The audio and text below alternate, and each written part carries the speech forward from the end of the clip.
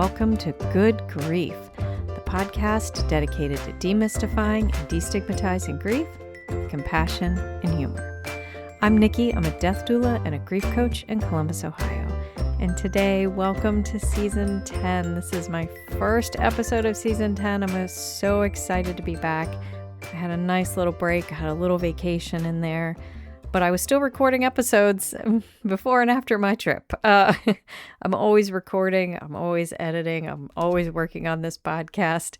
That 4-week break is never really a break, but it kind of is. Anyway, doesn't matter. But I'm so excited to be back for Season 10.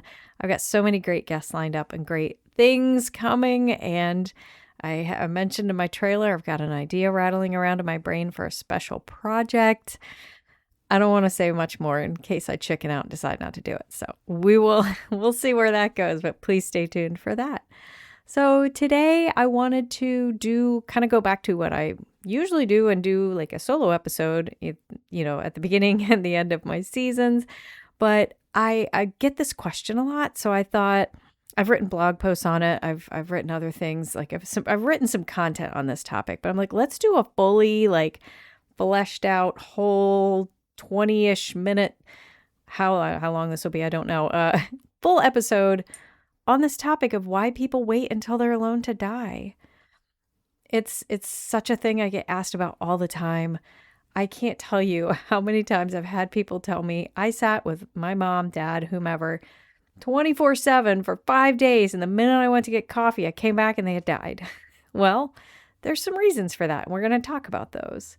But before we get into that, as always, if you want to help support me and this show, please go over to patreon.com/Nikki the Death Doula. I would love to have your support.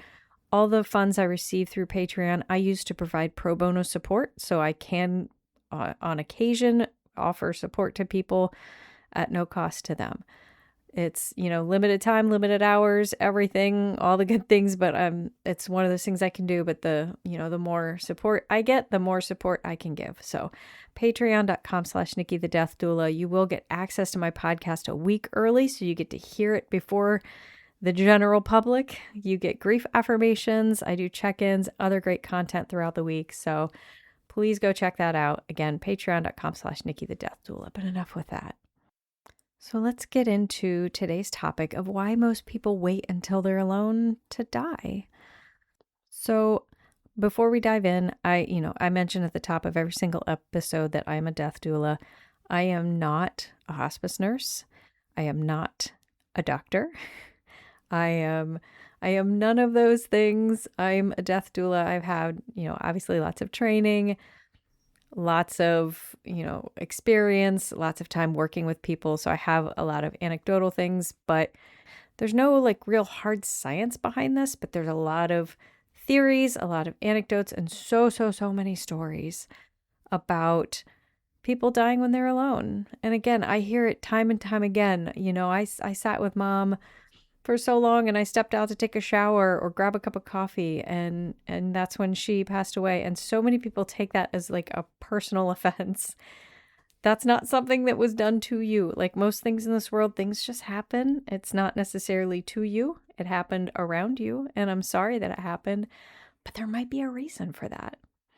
So I found some different accounts, like stories, anecdotes, literature, things. I've read about this a lot. So there's a ton of articles out there and I've heard so many personal stories too. So that's kind of where I'm pulling all of this from. So let's first talk about this phenomenon before the theories. So there are two very kind of similar yet different, kind of opposing patterns that happen with people who are dying. And there's two ways to die. There's quick and there's slow, right? So there's sudden, and then there's, with terminal illness or disease, or even just general aging, there's a period where death goes slower. So we're talking about the latter here. And there are two kind of mirror image things to this. There are those patients that seem to hold on for reasons nobody can sort out, whether it's they're waiting for a certain person to come and say goodbye, or they're a person like me and they are a fighter through and through and will not let go. And I don't know how to relax. So That's something I have yet to accomplish in my life, is to actually relax. So I could see myself holding on for a long time. Then there's that patient who seems to wait until everybody's gone and the room is empty, even for just a second, to transition into whatever comes next. Now, this can look very different across very different settings. This isn't this is what happens in the home or hospice is a service, not a place. Feel like I have to reiterate that a lot. So most hospice takes place in the home. The person is at home. Sometimes they're in inpatient units, be it a skilled nursing facility, assisted living, or if you're lucky enough to have like an actual hospice home near you, things like that. But no matter where these people are, this is still a thing that occurs in all of those places. This is why even professionals in the hospice industry take this very seriously as a pattern rather than just dismiss it as some kind of an anecdote. Because while, we do have a lot of anecdotal stories and theories, this is something a lot of people notice enough that they take it very seriously. I've heard hospice nurses tell family members of my clients to possibly expect this, that their person might die when they're not there. And again, just a caveat to all this, there's nothing formally proven on this by like controlled studies with peer reviews and all of that, but it's a consistent observation from people who witness dying on like a regular basis. We're talking again, hospice nurses, death doulas, people who work in nursing homes, anybody who works around people who are imminently dying. So many people have noticed this, but no one has run a definitive study on this, just so we get that out there, okay? So also just another kind of related observation is that time of death tends to occur like really overnight or early morning. And this is just another one of those little anecdotes and things that hospice has shown through their research and their statistics of all the time hospice has been in existence, which is so recent. It's only been since the 70s in the United States, but in all the statistics and, things they've done since then, they have found that it seems like a bulk of deaths happen either overnight or very early morning. So let's get into the theories. I know that's what you're waiting for, Nikki. Come on, just get into the theories. And I've touched on some of these either in interviews or on other episodes in the past. But again, we're going to kind of get as many as I have found smacked into this one episode. So there's a protective instinct theory. Some folks might believe that patients are sparing their loved ones of that trauma of them witnessing the final moment, the final breath, whatever it may be. And it's kind of like a last act of love and care. Even while not fully conscious or minimally responsive, it's something that they may feel the need to do. They might want to spare their family of having to witness that. And I say all the time, and I always kind of warn my family members of clients that death is not like the movies. It's not always, it can be so beautiful and peaceful, but sometimes it can be a little upsetting. The body relaxes and certain biological functions might occur that might be embarrassing or have an odor to them. Things might come out of the mouth. It's not always really quiet and peaceful. And some people might want to spare their family from things like that. So that's one big theory that it's at the top of the list for me. That's kind of one of those things that I feel is the most like relevant, the strongest reason why. This is like mine. So there's also the control theory. So this is the person, even semi-consciously or unconsciously, is choosing the circumstances of their final moment as some like final act of agency over themselves. Because dying, especially when it comes to terminal illness or slow prolonged deaths, you lose control over your body, you lose your schedule, you lose your privacy and your decorum. You've got strangers changing diapers, you may have a catheter, you're lying probably naked in a bed with all sorts of people around you, and you have no control over this. Dying has taken all of this autonomy away from you. And this is that one final thing that you can control for yourself. So I kind of like that theory, mostly because I just love being able to advocate for people taking autonomy of their own life and death. So that's a really big theory as well. There's also like a personality aspect to it.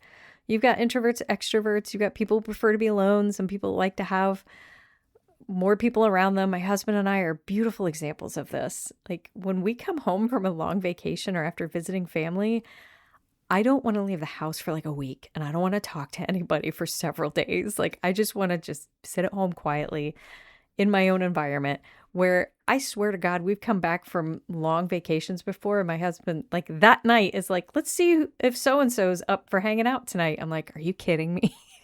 So there's a couple, personality aspects to it.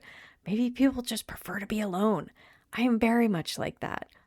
And with this, I always put in this kind of thought of when you are in a room with any other person, any other people that might not be like your person or a super close family member, super close friend, you might not be nervous, but there's a certain edge to your demeanor. You're propped up. I don't know what the word I'm looking for is here, but you're aware that somebody else is in the room with you, even if you're not fully conscious. And when they leave that room, you have that feeling of relax. Like when you have a friend over and you're having a good time, or you're having a party and it's great, you're having a good time, but everybody leaves, you have that moment of, where your whole body just relaxes. So I kind of like to think there's a little bit of that as well there too.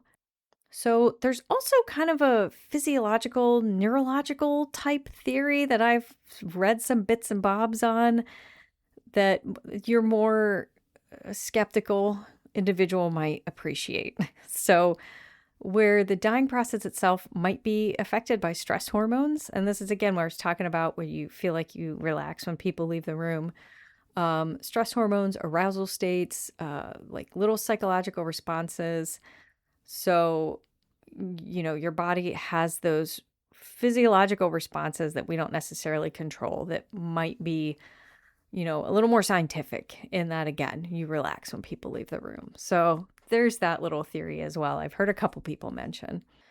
And then lastly, again, this is for my skeptics out there, and you are beautiful, valid humans as well. And I can tend to be pretty skeptical about things too. So let's give a little attention to a complete alternative here.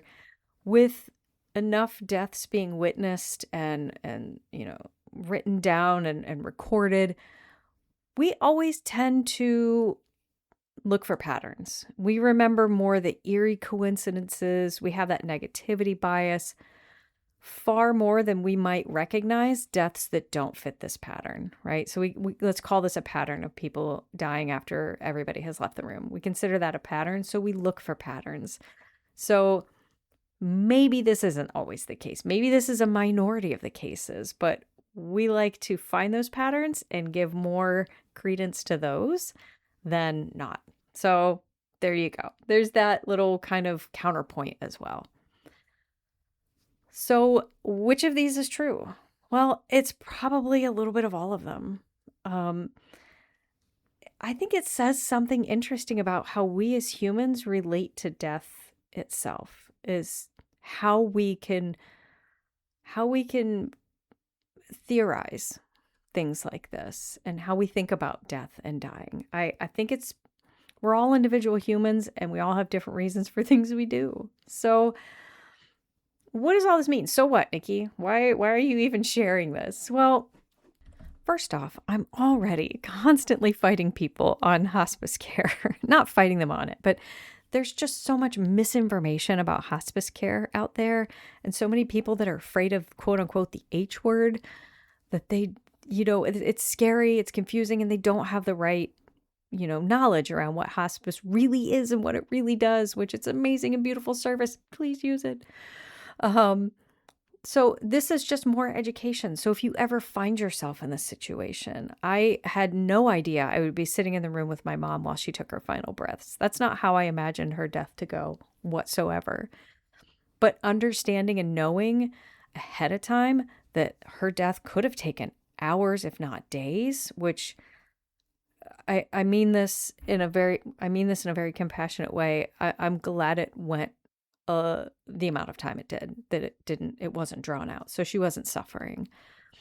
But also understanding that she may have hung on until we all left. I knew that. She died while we were in the room. So again, I've said, I think that's a beautiful full circle moment for me, that she was there for my first breath and I could be there for her last. And I'm going to get emotional again, but just for people to understand this. So when they find themselves in this situation, great. But also, if you have witnessed this, if this has happened to you, please don't feel guilty. Don't feel attacked. Don't take this personally. This is just something that happened, and this is probably why.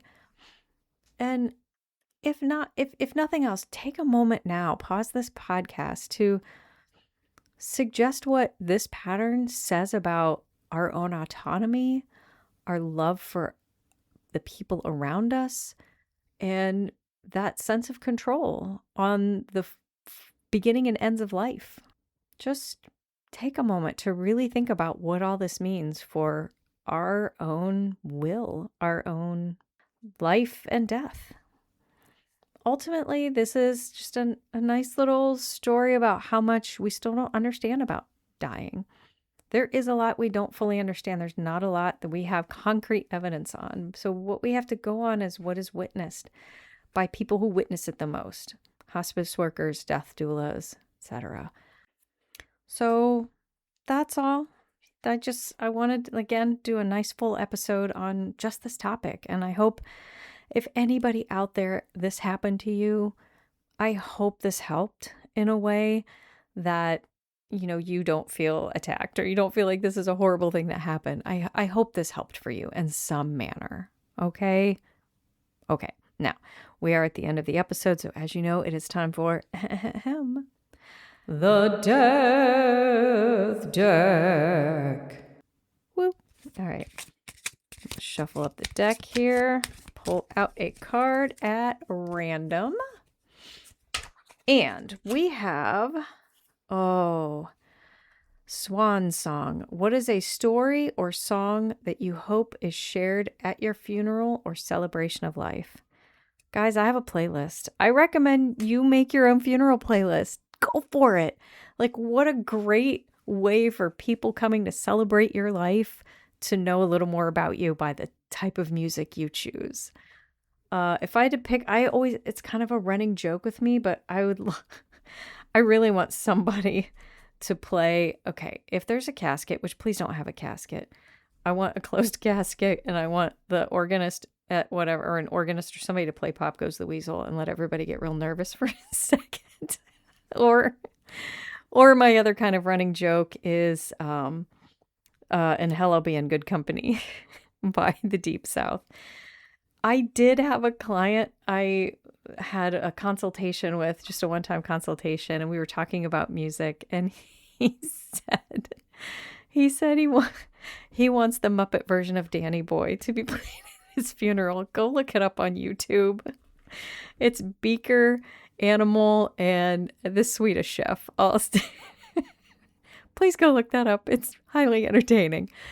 Anyway, I would love to hear what song you would love played at your funeral or your celebration of life. Please reach out to me and tell me about it. You can go to nikkithedeathdoula.com/podcast. From there, you can apply to be on the show if you have a story you would like to share. You can get some merch. I've got t-shirts, journals, stickers for your water bottle. Please go get like 20 stickers and stick them all over the place. That's guerrilla marketing, everybody. Please, I would love that. You can also reach out to me on my website. Let me know what you think of the show. But if you really want to help me out, quick, easy, no cost to you, leave a 5-star rating. And if you're on Apple Podcasts, leave like a 1 or 2 sentence review. That helps more people find me because I want people to feel less alone in their grief. All right, guys, that's it. I'm so excited to be back. I can't wait for you to see what's coming up this season. So have an amazing week. But remember, as always, your grief is yours, your feelings are valid, and grief doesn't always have to suck. Good Grief with Nikki the Death Doula is produced by Nikki Smith of Nikki the Death Doula LLC in Columbus, Ohio. Nikki the Death Doula LLC is for consulting, education, emotional support, and guidance, and is no way considered a funeral establishment or licensed mental health establishment.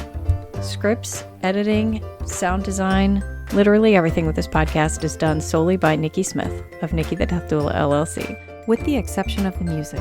The music is Cheery Monday by Kevin MacLeod, licensed under Creative Commons by Attribution 4.0. Information can be found at creativecommons.org/licenses/by/4.0.